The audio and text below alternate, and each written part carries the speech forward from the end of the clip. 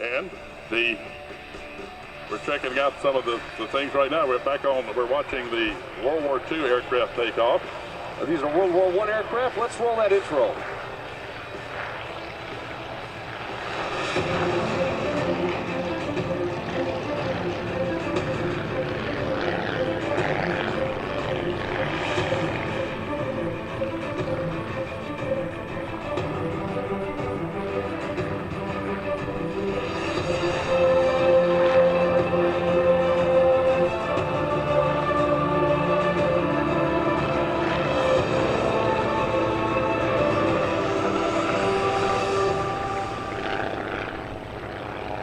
These aircraft are from the Great War Flying Museum, operated by the Ontario Aviation Historical Society. It's a not-for-profit group of volunteers organized and is registered and authorized to issue tax receipts to all donors, so if you can help them out. The organization was founded in 1970 by a group of Bathampton Flying Club members. All the founders were pilots, mostly private pilots, and several airline pilots in the group. And they didn't know exactly why these gentlemen dedicated themselves to such a large and serious task, except to say that they absolutely love airplanes. The aircraft were purchased from a well-known amateur builder and who lived in Langley, BC, and the scale of the 185th British SAE are replicas of the airplanes. Not too many aircraft survive in flying condition. But the red airplane that we can see here is probably the most recognizable. That is a Fokker Dr.I biplane. This was the airplane made famous by the Red Baron. And so we're looking at this airplane, the deal in famous photographs. And with the propellant warped after around in a port. Excuse me. A lot of history right there, and a lot of history here. The other one that we've got is the Sopwith 1.5 Strutter. The aircraft is so much a rarity among the World War I replicas, and it represents a two-seater fighter observation aircraft. And it's interesting that the main role of the Great War was observation, yet a majority of the replicas built today represent the single-seat fighter. The Strutter was constructed with a steel fuselage and extremely conforms to the original specifications of the airplane. The gunners in the rear of the aircraft worked a Lewis machine gun mounted on a scar frame that could be turned to follow for a more conventional forward-facing seat. About 30 mil worked into the second seat of the aircraft. This one is particularly painted to red eye, flown by Flight Sub-Lieutenant R.F. Redpath of the Royal Flying Service.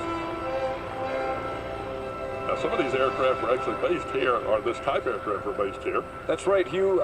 Far to your left, you'll see that that Red Baron, that Fokker aircraft, the red aircraft with the 3 wings. Of course, that was a German aircraft. And then also to the left, that is the Sopwith Camel, primarily a British aircraft, Hugh, but they were based here briefly during the World War I era. That aircraft was used here at Selfridge as a training aircraft, 1917, 1918 time frame. And of course, it is one of the famous aircraft once flown by a rather famous Beagle, if I'm not mistaken, our old pal Snoopy. Yes, you got that right. He might even be aboard here today. Coming right at Air Show Center right now, the greenish-colored airplane is a N-28 replica of the Nieuport 28. It was constructed again with a welded steel fuselage with wood wings and powered by a Continental R670 radial engine. Acquired the use of the unfinished project, the museum completed this aircraft and painted it in the colors of the 94th Aero Squadron. 159 aircraft flown by the founder of Eastern Airlines, Eddie Rickenbacker. And that Nieuport aircraft was also based here at Selfridge. Perhaps more importantly, the 94th Pursuit Squadron, after World War I was over, came here to Selfridge, operated at Selfridge roughly 1918 until 1922. The decision was made in 1922 to close Selfridge Field, but there was a large hue and cry from the community, one of several times that the community rallied around this local military installation, and the 94th Pursuit Squadron, along with the rest of the 1st Pursuit Group, was brought back here, as Selfridge was an important part of our military heritage, well, really, from that day forward. And it continues to be, and of course the significance of squadrons enter the fray in the First World War. And of course, this was then the Army Air Corps tossing its hat into the ring of what was one of those bloody conflicts that we've ever seen on the European continent.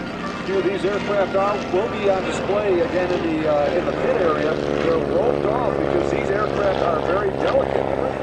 You can put your finger through it, so it's very important that we don't touch these aircraft. But it just speaks to the testament of the men who flew these aircraft, the bravery that they had to demonstrate to be able to successfully fly in the fields over France. The Larone engines that were used by most of the aircraft during the Second World War, at least the Allied aircraft. Here's a great beauty shot of that Nieuport coming along, and perhaps if you have a zoom lens, you might be able to see that hat in the ring logo on it. Just a beautiful piece of flying machinery. One of the factors that made these aircraft very, very difficult to fly during the First World War is the fact that the engines did not operate like our traditional engines do today.